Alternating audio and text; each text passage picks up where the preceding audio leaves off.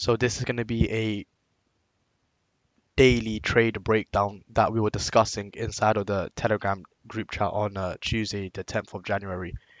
This is going to be, this is the thing I look for every single day. If there is an intraday video which is going to piece it all together for the guys looking for that final piece of the puzzle, it should be this, right?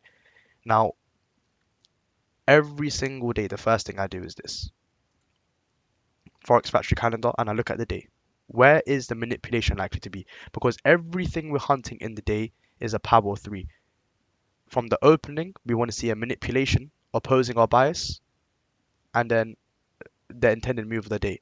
Now, the time that that manipulation is going to happen, this calendar aids us in the time, right? Now we see at 8 a.m., right, New York time, that the chairman Powell was going to speak. Now this is a time of day that we can consider manipulation. So I can expect the manipulation to occur around the New York session, right?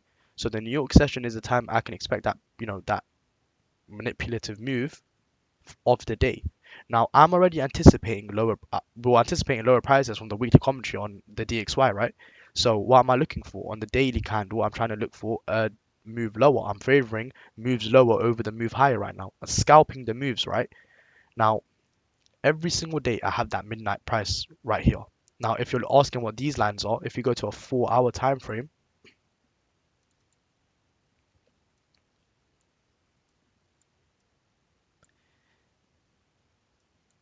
it's this fair value gap from this candle's high to this candle's low.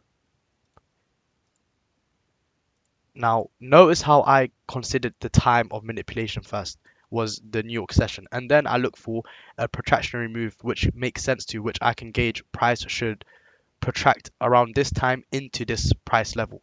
Time first and then the price level, which is we're using a 4-hour fair value gap, right? Now, the protraction is not always into an array. Now, if you're always looking for an array, you'll struggle for protraction. Now, this is what I want you guys to hunt. Every single day is a power of three. Every single day. Everything I've taught to you up until this point, I want you guys to consider this intraday. Now, the entry model you want to use to get in line with this overall daily, philosophy is up to you. But this is what I want you to fundamentally look for. Your midnight opening price is the open of this candle. If you're looking for a bearish move down for the whole entire day, you're waiting for protraction above midnight's opening price. Now, when you're looking to short the DXY, now we don't actually trade the DXY, but this is our gauge for euro and pound, right? We are trying to get short on the DXY above the open, somewhere in this wick or close to the open, right? So we're trying to short basically at the red line or above the red line, right? Given that the expansion of the day is going to be down lower, because if you can short the candle, the daily candle around here, you can enjoy that expansionary move downwards. So now at 8 o'clock, Powell speaks. Now we have a run on the high, right? We have a run on the high. That's what we're waiting for. Waiting for manipulation. We're waiting to see that a high is going to be placed in, and then we see that move down lower. Now this was difficult to get an entry into because it just left the liquidity void, just one big down candle and the next candle following it, right? It didn't leave like a retracement into the breakout or to rebalance this fair value gap or anything, right? Now, if we go to euro,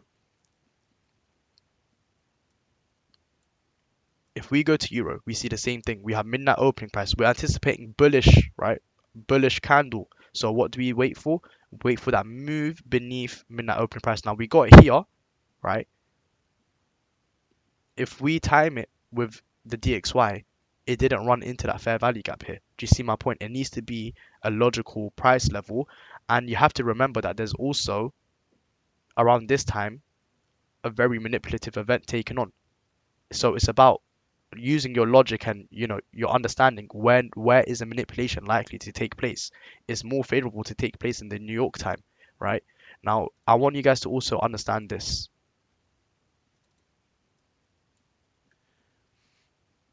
That fair value gap from this candle's low to this candle's high, you see how we did not trade into that. Now if you're only looking at the euro, you would have waited for that and you would have never seen it come, right? But the DXY, It did. Remember, we're using the run on the DXY for euro. Every single time euro runs into the fair, euro is not always going to run into the fair value gap. We're measuring it on the dollar. When the dollar runs into that, we're looking at the euro, right? When the dollar turns, euro is going to turn, right? Remember that. Now, then on the 5 minute chart, what you're trying to do is now you're seeing this move. What you're trying to do is you're trying to find, you can use even the 1 minute and 3 minute time frame. I'm using the 5 minute for simplicity's sake, right? You're looking from here, right, underneath the midnight opening price. Once you have conviction, it's bullish, right? And this only comes with experience. When you understand and you can gauge where the daily expansion is likely to be. Hence why I tell you guys from chapter 1, every single day I want you guys to anticipate, is the day more likely to expand to the upside or the downside? And that's going to give you a lot of conviction when you get to intraday. Now I'm convicted we're going to expand to the upside, right? So I am very happy to buy anything here. This OTE from this candle's low to this candle's high, you could buy that, right?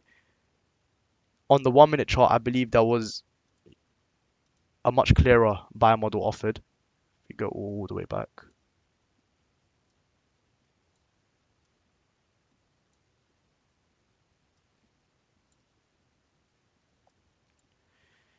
From here, this is the drop of the news event was around here, right? We come and make that low. Now we're expanding up higher.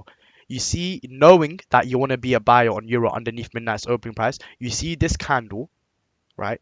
A lot of people, if you don't understand this and you're understanding that you're looking for a power of three and you're looking to buy in the low wick of a what you anticipate to be a bullish day on euro, you could have bought this candle, right? The next candle opened, you could have bought that candle. You could have bought this candle as well. Look how close it is to the midnight opening price. You're trying to get close to this price. You don't want to be a buyer up here. The expansion is kind of done. You're waiting for retracements to midnight opening price. Why? Because this is essentially what you're doing, right? If I just draw a very, simple diagram, right?